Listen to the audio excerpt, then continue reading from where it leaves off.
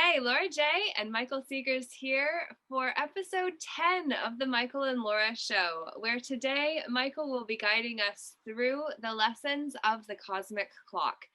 An intro, because there is a great, vast amount of information on the subject. Michael, where are we starting? Well, we're going to look at the book cover that this comes from, Predict Your Future, Understand the Cycles of the Cosmic Clock.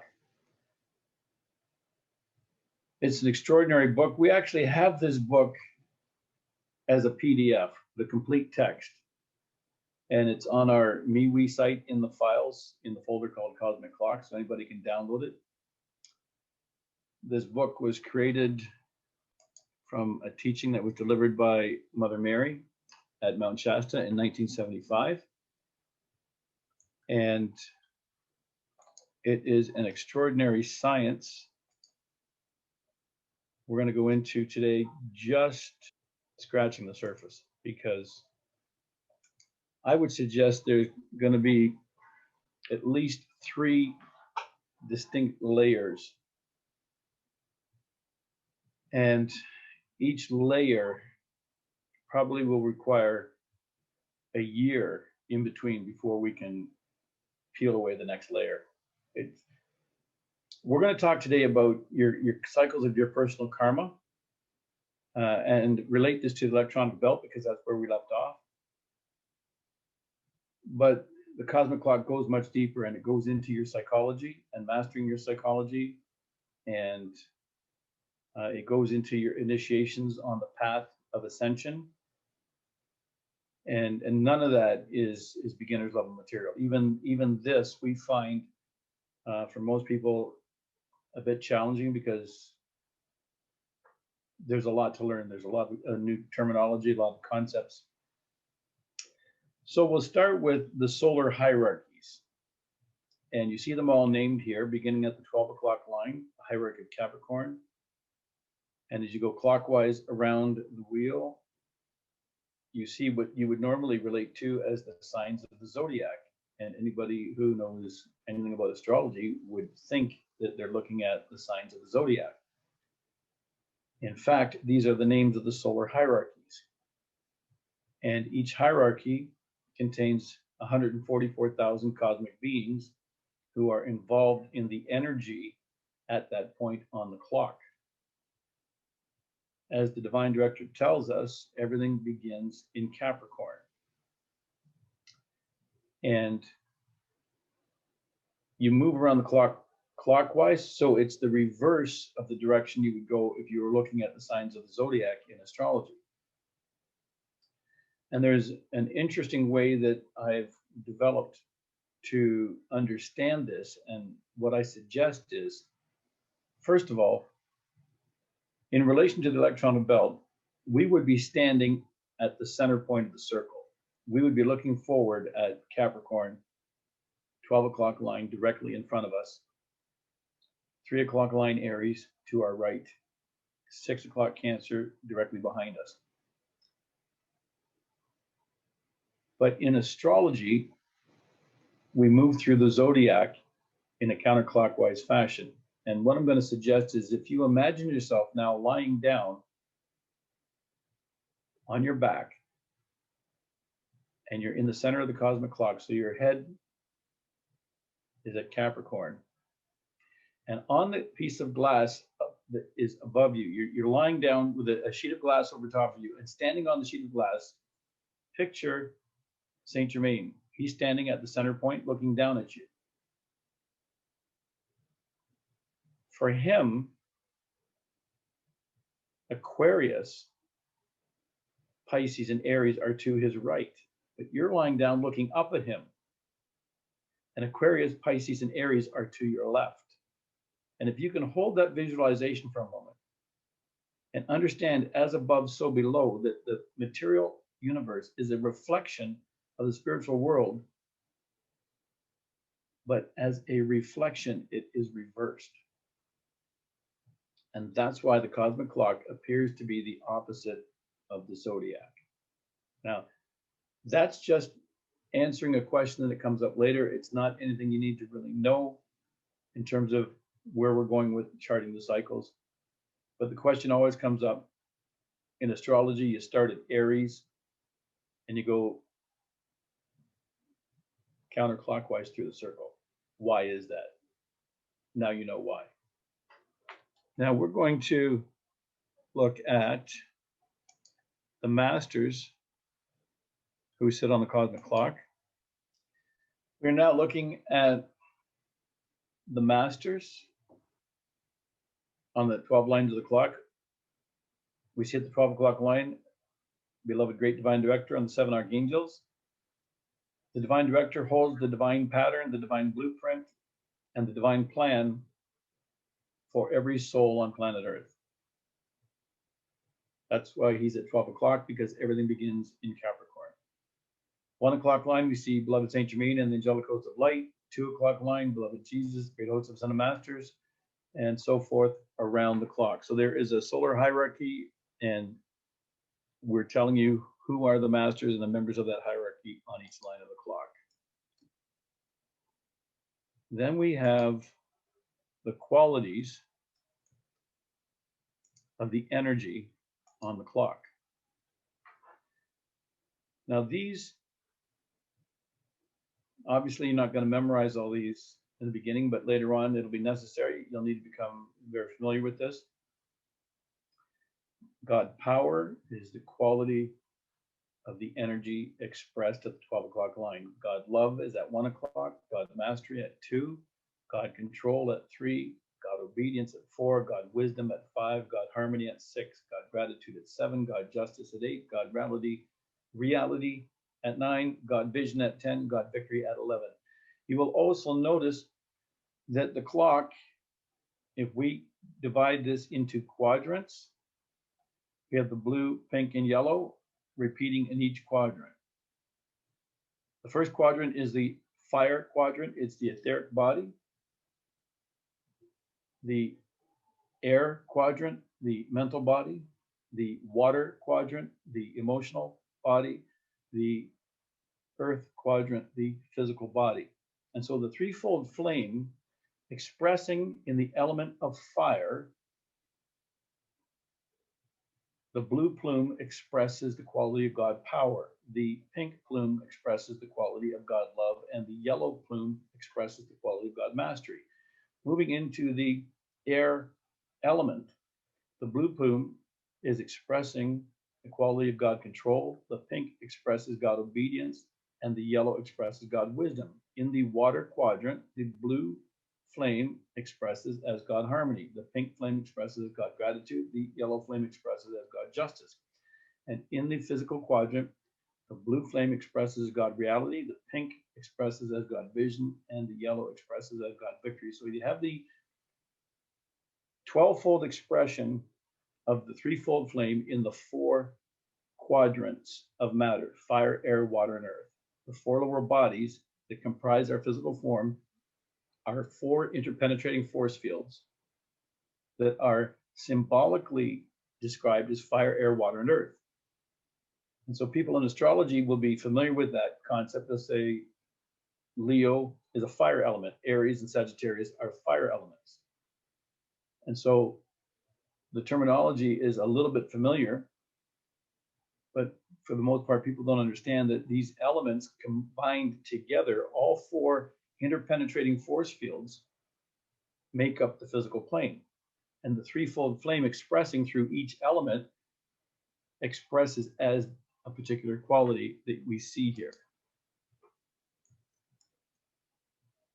Now, each of those qualities may be perverted. Starting with the 12 o'clock line, we see what happens when the expression of God power is misqualified through error. It comes forth as criticism, condemnation, and judgment, and all black magic.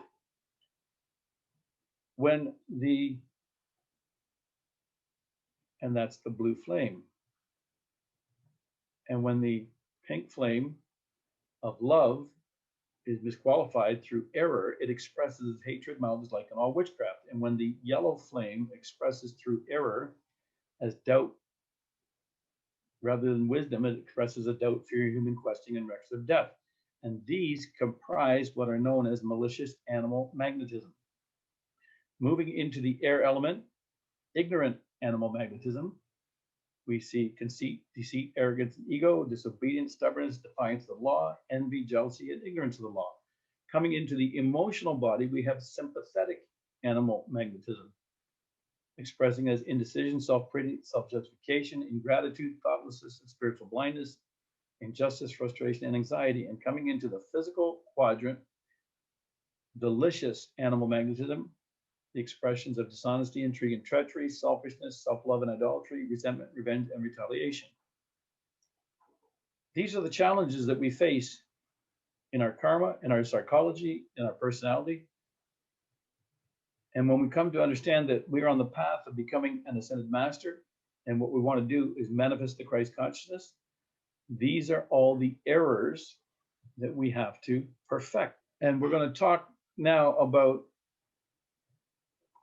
how to apply this understanding. When you get to this point, you've hopefully gone through the intro series, you've seen the causal body and the 7 rays, and you've come to understand that we have 7 flames minimum, at least 7 different flames that we work with. So we do invocation to the violet flame, the blue flame, the pink flame, the yellow flame. Each flame has its own qualities and properties and produces specific results. And so we're going to talk about applying that now to the science of the cosmic clock. At the age of 12, on your 12th birthday, karma descends. So you get a pass for the first 12 years of your life. You don't have to deal with your karma. The karma is situated in your electronic belt. So again, we go back to, you're standing here in the center, you're looking at 12 o'clock line. If you look directly in front of you in your electronic belt, you will be dealing with the karma of God power, and it will be actually the perversions of God power, all stored in the electronic belt.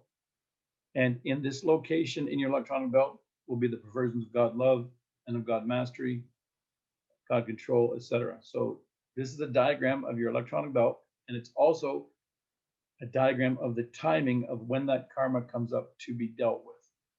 So on your 12th birthday, and we'll use mine for an example, I was born March 10, 1958 at 2:15 p.m. Eastern Time. So on my 12th birthday, March 10, 1970, 2:15 p.m., my karma began to, as we say, descend. And when we say descend, we mean become physical. It actually rises up out of the electronic belt, and it is available for transmutation. And if it is not transmuted by the violet flame, then it becomes physical as the experience is in our life. And it becomes the testing of our soul and the challenge for how we're going to deal with that energy. Are we going to clean it up, or are we going to further misqualify it and create more karma? So for the entire year, from age 12 to age 13, we are dealing with the karma on the 12 o'clock line, and it is blue ray karma. And there are blue ray decrees that we will use to work with that, along with the violet flame. On my 13th birthday, March 10, 1971, 2:15 p.m., I shift onto the 1 o'clock line. And for the next 12 months, I'm working on the perversions of God love that come out of the electronic belt for transmutation. It's initiations of the pink ray. Pink ray decrees, along with violet flame, will be very helpful to do this. And I will be on this line of the clock until my 14th birthday, March 10, 1972, 2:15 p.m. I moved to the 2 o'clock line. Every year on my birthday, at the time of my birth, I move to the next line on the clock, and I deal with the karma stored in the electron belt in that position. While this is going on, there is a monthly sub-cycle. So just like you have hour hand on the clock and minute hand on the clock, we need to chart 2 cycles at the same time. So during my 12th year, when I'm doing all of this work on the 12 o'clock line, I'm also going through a monthly subcycle that changes every month at the 10th, because I was born on the 10th at 2:15 p.m. So in my subcycle, I'm going to shift on April 10, May 10, June 10, July 10, all the way around. So I'm going to go once around the whole clock in the year while my major cycle is on the 12 o'clock line. When I shift to the 1 o'clock line, I'm going to spend a whole year on the 1 o'clock line, and I'm going to go through a monthly subcycle of all 12 lines of the clock. And this repeats throughout the rest of your life. So by the time you hit your 24th birthday, you're back on the 12 o'clock line, and you're doing a major 12 o'clock cycle and a minor 12 o'clock cycle. And a month later, you're doing a major 12 o'clock cycle and a minor 1 o'clock cycle. And the monthly subcycle repeats the same way. I find for most people, coming to grips with understanding that is rather challenging. I don't know why the math is difficult. You have to just keep reminding yourself that it doesn't matter that this is Capricorn and this is Aquarius and this is Pisces. Forget that. You were born Sagittarius, doesn't matter. Your birthday is always placed at the 12 o'clock line, and you calculate from there. And you shift one position on the clock every year on your birthday at the hour and the minute that you were born. And your monthly subcycle shifts every month on the date of your birth. If you're born on the 15th of the month, every month on the 15th, at the hour and the minute you were born, you shift on your monthly subcycle. That is how you calculate where you are on the cosmic clock. And that is how you can see what kind of karma you're dealing with on the cosmic clock. And so going back to looking at the perversions of the clock, this helps you really identify the energy. So when you turn 15, you're on the 3 o'clock line. And you're dealing with conceit, deceit, arrogance, and ego. And you're coming into the teenage years, and you're dealing with these challenges in the next 3 years. On your 18th birthday, you're at indecision, self-pity, and self-justification. And you're moving into these initiations. So knowing what kind of energy is coming up out of your electronic belt, it becomes a little bit easier to apply scientifically the tools of the various flames, the various decrees and invocations that we have to deal with the karma that's at hand. Now, what makes it really powerful is understand this. Karma that comes up at the 12 o'clock line, if it's not dealt with, and you go through the whole 12-year cycle and you didn't deal with this, you can't access that karma again for 12 years. It becomes a greater burden, especially if you continue to misqualify that energy.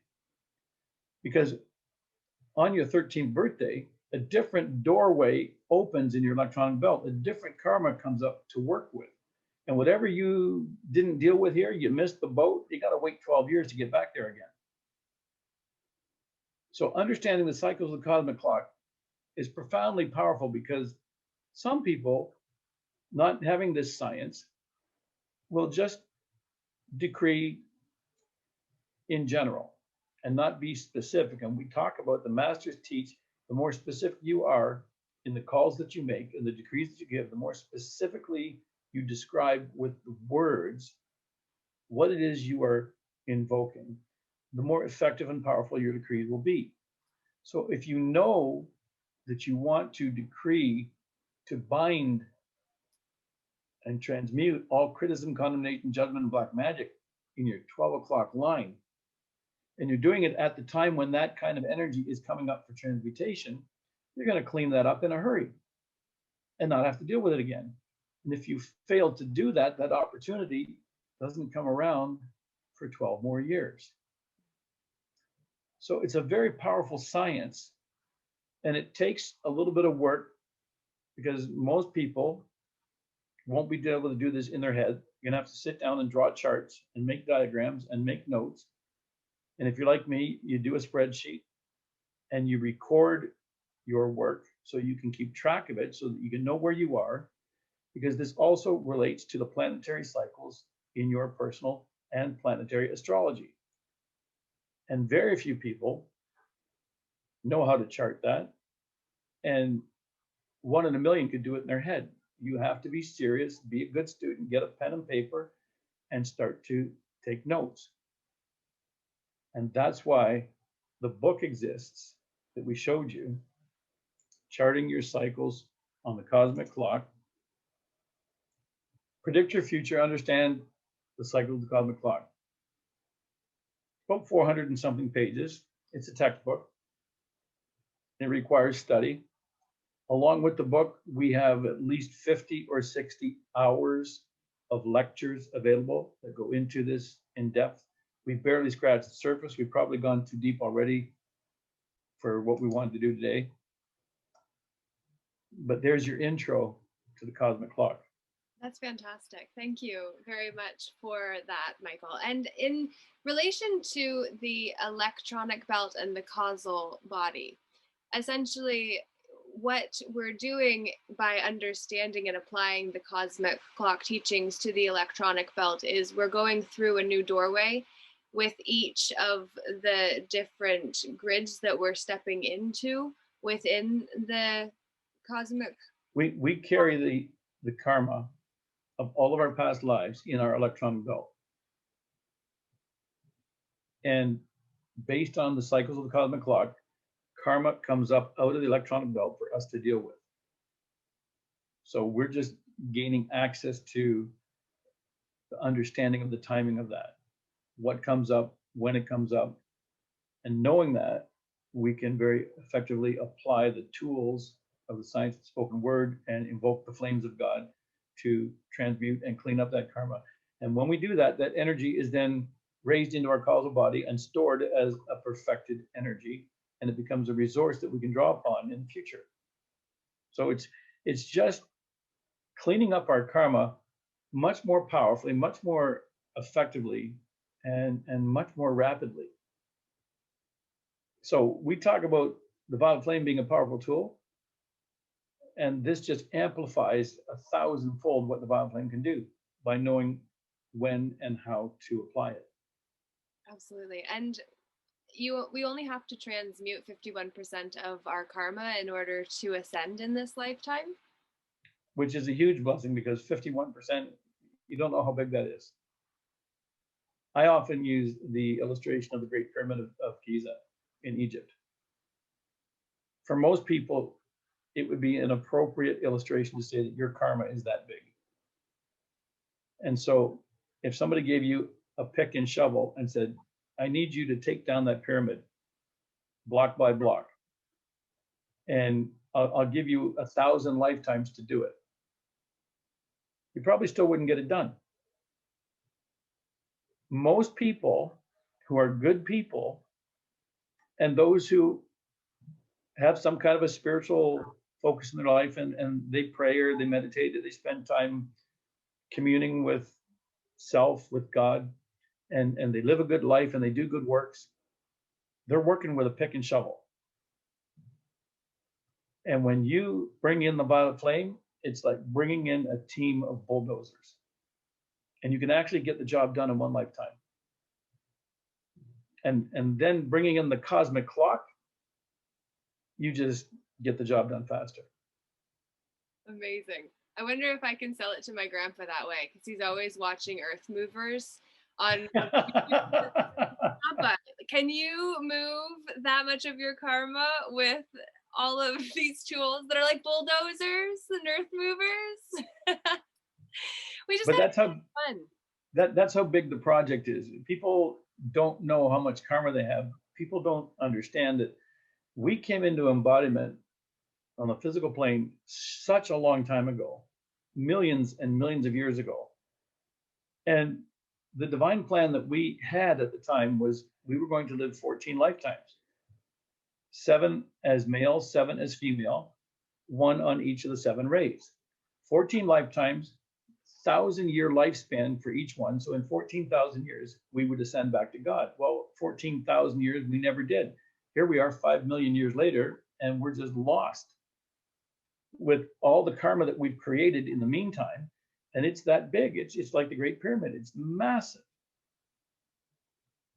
The blessing is we now have access to the teaching of the Son of Masters, the dispensation that Saint Germain got from the Lords of Karma only not even 100 years ago to bring the violet flame back out, which had been forbidden for 10,000 years because it was misused and abused. And now, because of the further dispensation that we can ascend at 51% instead of 100%, we can do it in one lifetime. We haven't had that in 5 million years. It's extraordinary. Fantastic. Well, I am grateful that we are the players on the field, as are you who are watching this message now. So we would love to hear from you what this message means to you, what it means for you, what you're going to do with it, and any questions that come up as you begin your own practice, and hopefully join in with us as well on Saturday nights with the Shambhala Temple of Light. There is a beginner's course that you are able to take advantage of at 7 o'clock Eastern Standard Time. You can go to shambhalatempleoflight.com and gain access to the PDF to follow along with the broadcast at 7 p.m. on Saturdays. And there are a load of other resources there. And Michael Seegers, as always, it's been an absolute pleasure being with you tonight. Thank you for sharing your insights. For the final message for the 10th episode of the Michael and Laura Show, what would that be? Be diligent, be a good student, be willing to engage with the material. Don't take it lightly. Your life is worth more. What would you define life as when you say that? What would I define life as? Yeah. Life is the flame of God expressing through us.